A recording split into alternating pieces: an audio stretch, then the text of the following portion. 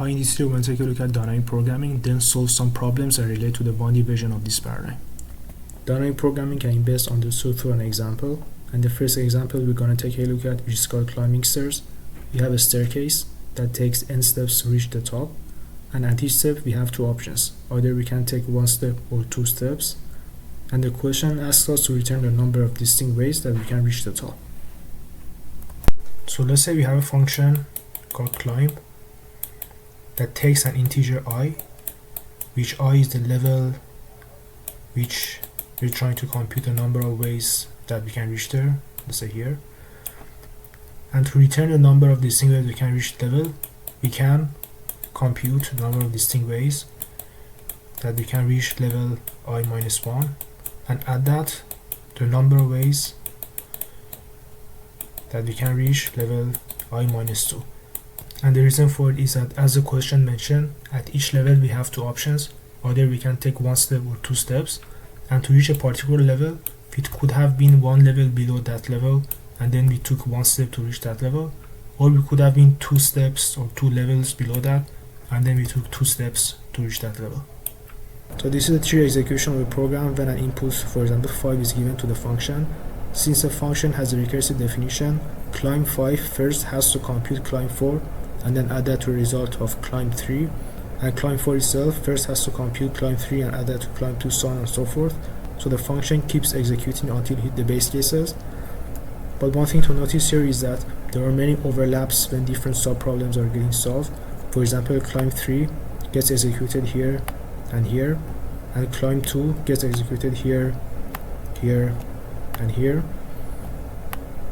And this is an example of a problem that can be solved using dynamic programming. So to solve this problem using dynamic programming, we implement the program recursively as we would do with such problems, but then we introduce an additional parameter or a variable, for example called m, which stands for memoization, which stores the output of the function for different inputs, for example 3, 2, 1, etc. And whenever we compute the output of the function for a given input, for example 3, we store the results in this temporary variable, and in the future whenever we try to compute the output of a function for the same input, we just look up this temporary variable instead of going through all the recursive calls. Now let's see how the solution can be implemented in Python. So the first thing we do is define the third parameter to be memo, and we set the initial value to be none. Then we first check if memo is none, and that's the case when the function was called for the first time. Then we initialize memo to be an empty dictionary. Then we check for the base cases if n is equal to 0 or n is equal to 1, we return 1. And then if n is in memo, and that's true when the output of the function was already computed for that particular n, we just return memo n. And if that's not the case, we compute memo n to be climb stairs n minus 1, we pass memo, then we add that to climb stairs n minus 2, and we just return memo n. And if you run the program, we should get the correct results.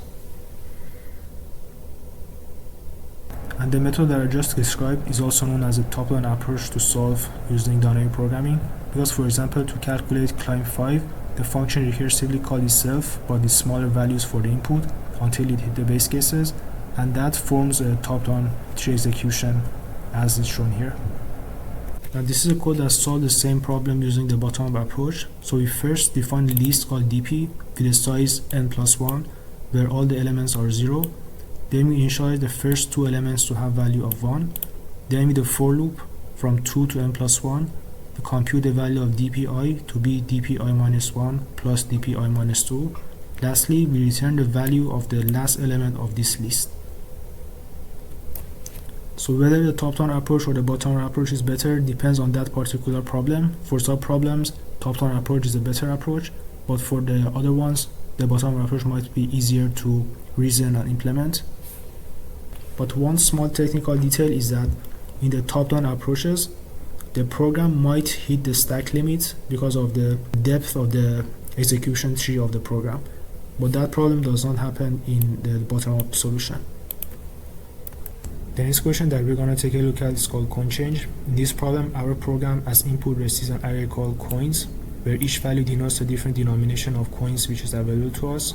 And also we are given an amount, for example 11, and our program should return the minimum number of coins with these denominations that are needed to make up that amount. So the recursive structure for this problem is as follows. Let's say we have a function called coin change,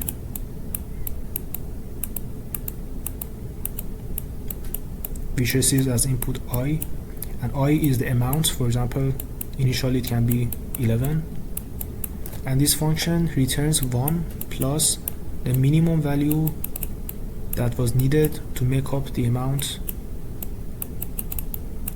coin change I minus the different denominations that were available to us. For example, I minus 1,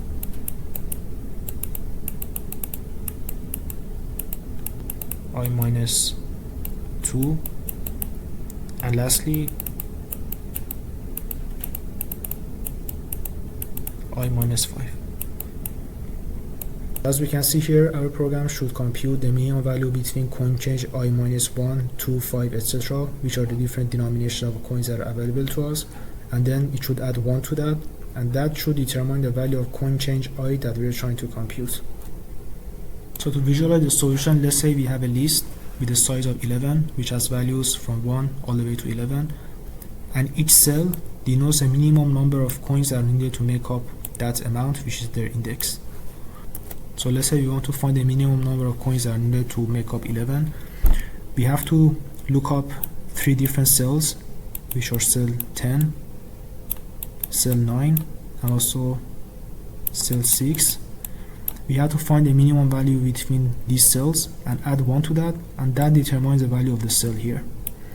So since we have a recursive structure, we follow the same pattern to compute the values of the cell 10, 9, and 6. For example, to compute the value for cell 10, we have to look up this cell, this one, and one at location 5. And as we can see here, there are lots of overlaps, and to avoid computing sub-problems over and over again, we use a dynamic programming approach. To implement the solution, we first define a helper function that as parameters it receives coins, amounts, and memo.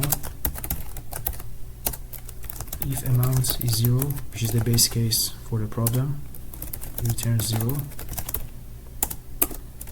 If memo is none, it initializes that on empty dictionary. Then it checks if amount is already stored in the memo dictionary. If that's the case, it returns this value.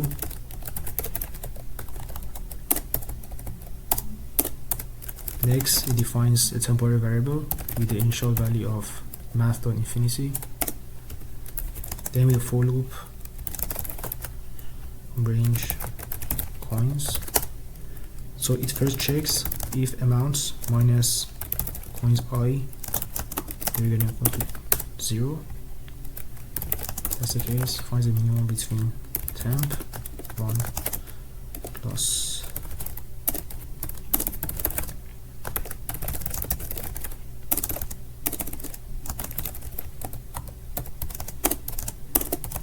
memo.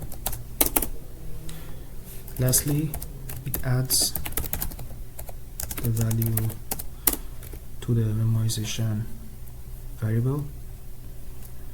Lastly, it just returns the value of temp. Now for the actual function that LeetCode runs, it first defines memo,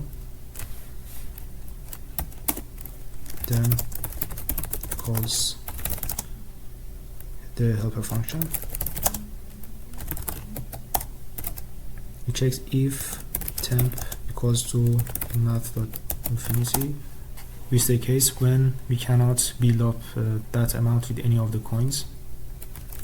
We return -1. If that's not the case, we return temp. Now if we run this program, we should see the correct result.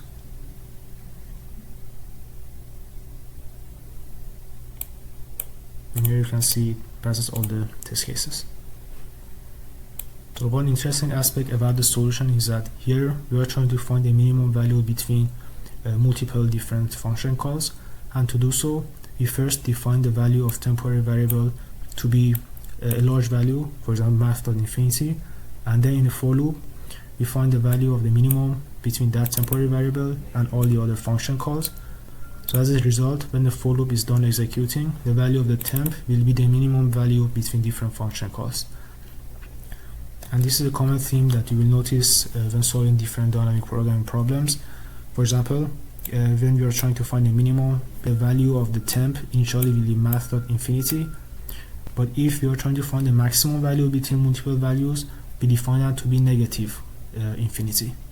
So that was it for today. Thank you for watching and stay tuned for more videos.